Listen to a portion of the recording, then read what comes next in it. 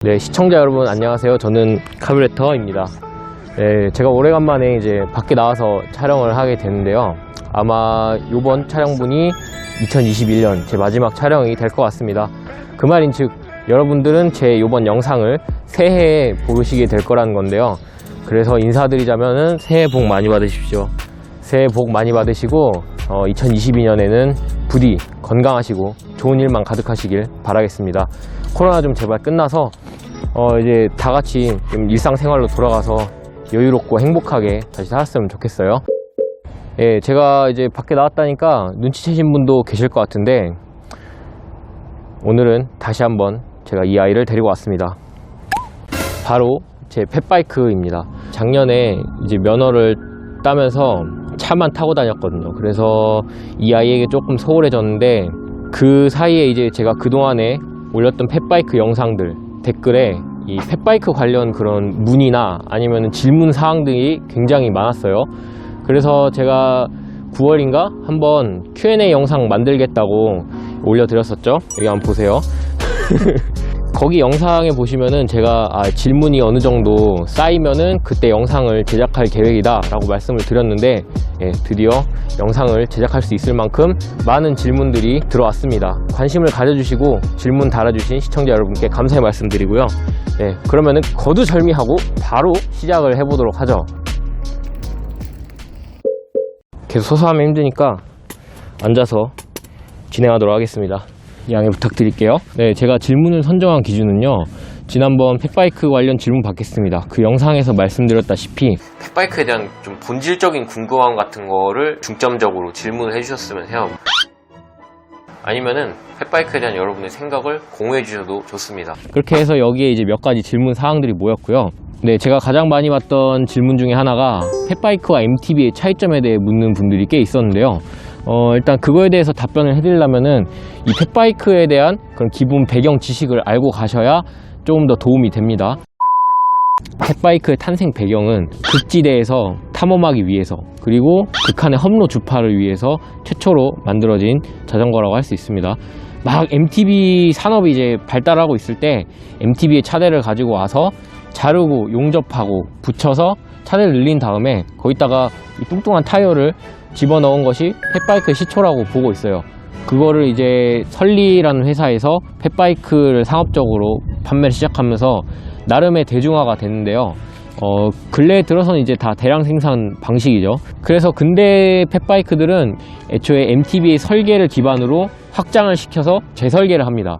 그리고 그것들의 그 구동계를 공유해서 만든 형태, 초기 펫바이크는 자르고 용접해서 붙인 개조의 형태였다면 요즘의 펫바이크들은 설계부터 다시 한다는 거죠.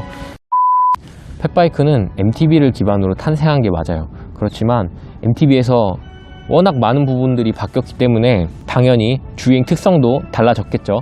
그래서 말씀을 드리자면은 일단 펫바이크는 MTB에 비해서 차대와 타이어가 극단적으로 커졌죠. 그래서 물리적인 그런 크기 차이가 나기 때문에 일단 기본적으로 운동 성능이 떨어지죠. 우리가 주변에 보면은 이렇게 작고 마른 사람이 되게 잘 뛰잖아요. 저처럼 이렇게 이만하고 막 이만한 그런 사람은 아무래도 좀 둔한 감이 있죠. 그거랑 똑같은 거라고 생각을 하시면 돼요. 차대가 커졌으니 공기 저항도 커지겠죠. 무게도 늘어나죠. 그 다음에 타이어가 두꺼워졌기 때문에 노면 저항이 늘어나고, 커지고 무거워진 차체와 두꺼워진 타이어가 합해져서 코너에서의 그런 회두성이 굉장히 떨어집니다. 회피 기동성이 굉장히 떨어지게 됐고요. 이 회피 기동성이란 뭐냐, 자동차로 치면 무스 테스트 같은 거예요.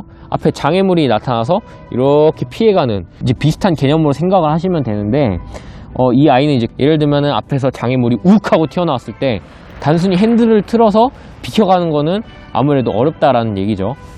전반적인 특성으로는 아무래도 MTB보다 움직임이 둔하다. 이 덩어리 자체가 커졌기 때문에 아무래도 움직임이 둔해질 수밖에 없다. 이렇게 말씀을 드리는 거예요. 그래서 여기서 이제 짚어보면은 아마 어떤 분들은 이거 크고 둔하기만 하고 어디다 쓸 데가 없구만 이렇게 생각을 하실 수 있는데, 이것도 나름의 이유가 있어서 그런 운동 특성을 보여주는 거예요. 아무래도 펫바이크는 MTB를 아득히 뛰어넘는 그런 험지 주파력을 위해서 탄생한 자전거이기 때문이에요. MTB 같은 경우는 민첩하면 민첩함, 편안함, 그리고 노면 적응력 등이 이제 고르게 이제 퍼져 있는 걸 장점이라고 볼 수 있는 자전거인데, 이 펫바이크는 그런 거보다는 이 두꺼운 타이어와 묵직한 차체에서 오는 안정적인 접지, 그리고 거기에서 비롯되는 엄청난 그런 험지 주파, 그리고 노면에 대한 그런 지배력 같은 거, 그런 거에 특화된 자전거라고 보시면 돼요. 그래서 펫바이크와 MTB 차이점에 대한 질문은 이 정도로 마무리할 수 있을 것 같아요. 거기에 이제 연계를 해가지고 다음 질문이 있는데, 이 페달링의 차이점이 무엇이냐, 로드와 MTB 대비 페달링의 차이점이 무엇이냐. 일단 기본적인 힘의 손실 차이가 있어요. 그 순서를 매겨보자면은 로드가 가장 작고요, 그 다음에 MTB, 그 다음 펫바이크가 가장 큰 순서대로 이렇게 나열을 할 수 있는데, 차이가 나는 큰 이유 세 가지가 있어요. 일단은 자전거 자체의 물리적인 크기 값이 달라요. 그러니까 로드 보시면은 되게 얇고 작잖아요, 자전거가. MTB 보시면은 그냥 일반적인 자전거 크기이고, 하지만 얘는 더 넓고 크기 때문에 아무래도 무게도 무겁고요, 공기 저항도 더 많이 받을 거고요. 거기서 오는 힘의 손실이 일단은 크죠. 그리고 두 번째, 앉는 자세. 로드는 보시면은 제가 보여드릴게요. 로드는 약간 여기가 시트포스트라면 이렇게 타고 가시잖아요. MTB는 한 이 정도로 타고, 근데 펫바이크는 한 이 정도로 탑니다. 차이를 아시겠어요? 그래서 아무래도 자전거도 있겠지만 몸이 받는 공기 저항도 큰 거죠. 이렇게 웅크렸을 때랑 이렇게 곧게 세웠을 때랑 몸에 이제 바람이 닿는 면적이 크잖아요. 그래서 아까 말씀드린 것처럼 자전거 크기에서 오는 그런 공기 저항 차이도 있지만, 사람이 앉는 위치에 따라서 몸이 이제 공기를 받는 면적이 달라지면서 차이가 나는 거죠. 예, 그리고 세 번째는 타이어 폭. 사실 이게 중요하긴 한데, 로드 자전거 타이어라고 해봤자 거의 뭐 손가락 몇 마디밖에 안 되고, MTB라고 해봤자 어이씨 한 요 정도? 한 요 정도, 요 정도까지 보겠습니다. 요 정도 타이어 폭밖에 안 되는데, 제가 한번 재볼게요. 펫바이크는 이 정도입니다.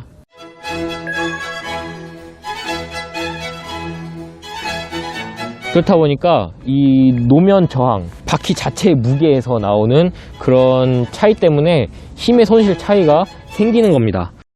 결론적으로는 무게, 공기 저항, 그리고 노면 저항이 펫바이크가 훨씬 크기 때문에 힘 손실이 커가지고 로드나 MTB 대비해서 중고속 주행, 그 다음에 항속, 제가속에 굉장히 불리하다는 말씀을 드릴 수가 있겠고요. 여기까지 보였을 때 아마 어떤 분들은 로드랑 MTB보다 좋은 게 없는데? 그러면 이거 왜 타고 다녀? 이러실 수 있는데, 아까 말씀드렸다시피 얘는 험지 주파를 위해서만 만들어진 자전거예요. 펫바이크를 이해를 못하는 분들은 이거 왜 안 나가냐고 막 뭐라 해요. 쏘라고 만든 자전거가 아니라니까? 그러니까 이런 아스팔트 바닥이 아니라 이런데 그냥 막 올라가가지고 다니라는 거지. 일단 타이어가 넓고 무게가 무겁기 때문에 접지가 굉장히 안정이 돼 있어요. 그래서 어느 상황에서든지 노면을 항상 움켜쥐고 있고, 이건 이제 초반 가속에서 그 장점이 드러나죠. 제가 예전에는 친구들 이제 로드, MTB, 픽시까지 하이브리드 이렇게 해가지고 경주를 한번 한 적이 있는데요. 초기 발진 가속은 얘를 감히 누구도 따라올 수가 없습니다. 그냥 우자자자작 하면서 이만 덩치가 한순간에 그냥 앞으로 나가버려요. 대신에 이제 그 친구들은 출발한 뒤에 나중에 서서히 이제 따라 붙는 거죠. 네, 그렇게 보시면 될 것 같습니다. 네, 이 정도가 이 펫바이크 Q&A의 대단원 정도로 보시면 되고요. 우리 중단원 정도 볼게요. 아이씨, 이렇게 하니까 무슨 수업 시간 같네. 댓글 중에 고가형 펫바이크와 저가형 펫바이크 비교해주세요, 이런 게 있었는데, 이거는 다른 자전거들과 비슷해요. 무슨 말이냐면, 값이 비쌀수록 자전거는 더 좋아진다는 겁니다. 가격이 점점 올라갈수록 이런 프레임 소재가 좋아질 것이고, 구동계가 좋아질 것이고, 브레이크 성능이 더 좋은 제품이 달릴 것이고, 그리고 이런 안장이 좀 더 인체공학적이고 편안한 안장으로 바뀌겠죠. 전반적으로 자전거의 퀄리티가 올라간다, 이렇게 말씀을 드릴 수가 있겠고, 반면에 저가형 펫바이크, 많은 분들이 저한테 이제 저가형 펫바이크 어때요? 질문 많이 하시는데, 일단 펫바이크 자체가 제작 단가가 MTB보다 훨씬 높다고 제가 알고 있어요. 딱 봐도 그렇잖아요. 이 프레임 자체가 넓고 크고 이런 타이어나 브레이크도 좀 더 큰 걸 써야 되고, 당연히 이가 들어간 재료가 많은데 어떻게 값이 싸겠냐고요. 그러니까 예를 들면은 좀 자기가 이제 버젯이 없으니까 좀 저가의 펫바이크를 추천해달라 해서 저도 찾아보곤 하는데, 그렇게 해서 봤을 때는 구동계가 일단 후지고요, 브레이크에서 원가 절감이 들어가고, 전체적인 그 프레임의 마감 퀄리티, 프레임 자체 소재도 좋지 않은 게 들어갑니다. 그래서 저는 저가형 펫바이크는 절대로 추천을 해드리지 않아요. 펫바이크 타이어는 펑크가 잘 나는지, 이거 질문도 꽤 됐었어요. 예, 이거는 제가 말씀드리자면 어떤 타이어를 쓰느냐에 따라 다르긴 한데, 제가 지금까지 펫바이크를 타면서 타이어 4종류를 써봤고 최소 1000km 이상은 주행을 해봤거든요. 제 성격상 이렇게 조심히 자전거를 타는 스타일은 아니에요. 그러니까 요철 있으면 그냥 쾅쾅 하면서 넘고, 타이어에 이렇게 조심성 있게 자전거를 타는 편은 아닌데 문제가 한 번도 없었고, 펑처가 난 적도 한 번도 없어요. 있긴 있는데 그거는 펑처라기보다는 요 타이어 밸브 캡에 틈새를 막아주는 고무가 있는데, 그게 삭아서 바람이 빠졌던 거 외에는 한 번도 저는 이제 펫바이크 타면서 펑크를 겪은 적은 없습니다. 펫바이크 변속 방법, 이건 일반 자전거 똑같습니다. 페달링 하다가 다리에 힘을 살짝 풀고 그때 이제 부드럽게 변속기를 조작을 하는 거죠. 네, 펫바이크는 아무래도 중량이 있으니까 다른 자전거들에 비해서 구동계에 스트레스가 꽤 있을 거란 말이죠. 아무래도 저항이 크니까요. 그래서 펫바이크를 변속할 때는 특히 좀 더 부드럽게, 그리고 또 젠틀하게 변속을 해주시면 더 좋을 것 같아요. 그리고 저 같은 경우는 이 펫바이크 구동계를 조금 기름지게, 무슨 뜻이냐면은 건조하게 그런 구동계를 운영하시는 분들이 있어요. 그러니까 체인 오일을 몇 방울 떨어뜨리고 굴러가는 대로만 쓰신 분들 계시는데, 저는 좀 기름지게 관리하는 편입니다. 네, 그래서 지금까지가 댓글에 달린 질문들을 골라서 답변을 드린 거고요. 이것만 하면 아쉽잖아요. 그래서 제가 펫바이크 장단점에 대해서 정리를 한번 해볼까 합니다. 네, 펫바이크의 장점부터 일단 말씀드릴게요. 일단 멋있죠. 일단 듬직하게, 그리고 우람하게 생긴 이 차체랑 거대한 타이어가 주는 그런 압도감 같은 거, 굵직굵직한 그런 선들이 매력적입니다. 그리고 대부분의 펫바이크들은 이런 블록 패턴의 머드 타이어를 쓰고 있기 때문에 주행음이 굉장히 독특하다고 할 수 있죠. 왕 하면서 달리는 게 마치 무슨 8기통 머슬카를 보는 듯한 그런 느낌이 들기도 하고요. 그리고 주행성에 있어서는 차대가 견고하고 묵직하고 타이어가 두툼하기 때문에 거기서 오는 안정적인 주행감, 소위 이런 보도블록, 이런 턱도 그냥 무식하게 올라갈 수 있는 그런 자전거입니다. 그래서 요철이 됐든 비포장이 됐든 진창, 눈길이 됐든 어디를 가든지 주행 자세가 안정적이니까 믿고 탈만한 그런 자전거다 라고 할 수가 있겠고요. 이제 단점으로 넘어가 볼게요. 일반 사람들의 시선으로 봤을 때 이 자전거는 장점보다는 아무래도 단점이 더 많아 보이거든요. 그래서 제가 좀 정리를 했는데, 일단은 무게가 무겁죠. 차대가 커졌고 타이어 자체도 커졌기 때문에 이 무게가 무시를 못합니다. 그래서 이 자전거, 이 인피자 엘파소 같은 경우는 기본 중량이 15.6kg 정도 되는데, 이런 가방이나 짐을 넣고 다니면은 20kg는 좋게 넘는 것 같더라고요. 보통 가벼운 펫바이크는 14kg 정도 하고요, 무거우면은 20kg를 넘는 것도 있긴 합니다. 그래서 보시면 그 일반 전기 자전거 정도의 무게라고 생각하시면 돼요. 예, 일단 주행 성능 면에서는 초고속 주행, 그리고 고속 항속 주행은 별로 기대를 안 하시는 게 좋을 겁니다. 노면 저항이 크고 공기 저항도 크고, 그래서 아무래도 빠르게 달리는 조건에 불리하기 때문이에요. 그리고 덩치가 크기 때문에 민첩한 브레이킹, 그리고 기민한 코너링 성능, 이런 것도 기대하지 않으시는 게 좋을 거고요. 힘의 손실이 굉장히 크기 때문에 주행 스트레스가 많습니다. 정비성도 떨어지죠. 예를 들면은 지난번 제 영상 중에 이 타이어를 가는 영상이 있었는데, 그 자전거 샵 사장님께서 이거를 들게 버거워하셔서 두 명이 달라붙어 가지고 정비를 할 정도로 굉장히 이제 사이즈가 매시브하고, 그다음에 무게도 무겁고, 정비성은 솔직히 좋다고는 말은 못하겠습니다. 금액적으로도 일단 제가 아까 말씀드렸다시피 제작 단가 자체가 높기 때문에 웬만한 그런 중급, 그러니까 좋은 적당한 펫바이크를 사기에는 보통 자전거에 비해서 한 1.5배 정도는 주셔야 웬만한 괜찮은 펫바이크를 사실 수 있을 겁니다. 이 정도가 이제 제가 말씀드리는 펫바이크 장단점뿐이고요. 이번에 제가 이제 이제까지 올렸던 펫바이크 영상 중에 좀 재미있었던 댓글 몇 개 읽어 드릴게요. 이 자전거들을 현실로 비유하자면, 로드 자전거는 오토바이, 기본 MTB는 G바겐, 펫바이크는 수륙 양용차라는 재미있는 댓글을 남겨주셨고, 펫바이크는 모두 다 리어카 바퀴만한 크기인가요? 네, 사실은 리어카 바퀴보다 조금 더 큽니다. 펫바이크 사람 시선 많이 가나요? 이런 댓글도 있었어요. 예, 사람 시선 많이 갑니다. 이제 길 가면은 중장년층은 뭐 그냥 서슴없이 물어보시기도 하고, 젊은 친구들은 이렇게 곁눈질하면서 지나가는 걸 이렇게 보더라고요. 제 주변 친구들도 이게 신기하다고, 그래서 쳐다보게 된다고 하더라고요. 펫바이크 그 타이어 바꾸는 영상에 올라왔던 댓글인데요. 펫바이크가 없어질 수밖에 없는 이유, 수리하기 X나 힘듦. 저 사장님이 장인이라 하시는 거지, 진짜 저거 하나 작업하고 나면 짐 빠져서 다른 수리하기가 힘듭니다. 맞습니다.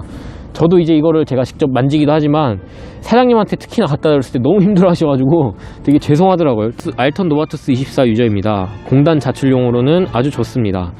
그렇죠. 이 펫바이크 자체가 주행 성능이 안정적이고 편하기 때문에 예, 좋은 편입니다. 펫바이크 접어서 차 트렁크에 넣을 수 있나요? 미니 쿠퍼 타고 다니는데 트렁크에 넣어서 다니고 싶어서요. 그 미니 쿠퍼는 이런 펫바이크는 못 나오실 거고요. 아마 접이식 20인치짜리도 조금 힘드실 것 같은데. 옛날에 저희 집 차가 깜장색 그 미니 쿠퍼였거든요. 자전거는커녕 사람도 타기 힘들더라고요, 그거는. 이렇게 제 펫바이크 영상에 관심을 기울여 주셔서 굉장히 감사를 드리고, 펫바이크 관련해서 궁금하신 거는 이제 어느 정도 해결이 되셨죠. 펫바이크 관련해서 뭔가 추천해 주실 컨텐츠 있으시면 댓글 남겨주시고요. 조만간에 이제 제 친구가 산 전기 펫바이크 빌려가지고 그냥 이 일반 요 펫바이크랑 비교하는 영상 한번 올려볼까 합니다. 그런 영상들을 보시려면은 구독과 좋아요, 알림 설정을 빼놓지 마셔야겠죠. 부탁드리고요. 그러면 저는 더 나은 영상으로 찾아뵙겠습니다. 시청해주셔서 감사합니다.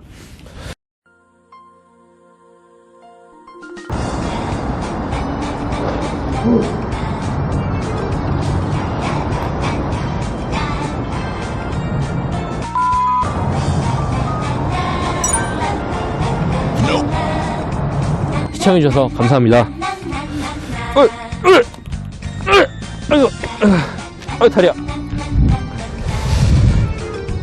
눈 오네. 주행샷을 찍으러 가야 되는데 발가락이 지금 언 것 같아요. 네, 펫바이크는 사실상 눈에서 타는 자전거로 만들었기 때문에 눈에서 타야 제맛인데, 오늘 다시 한번 쌓이기를 제가 한번 기도를 해보겠습니다. 여기 따뜻해. 원래 밥도 다 끝나고 먹으려다가 손이 너무 얼어서 지금 들어온 거거든요.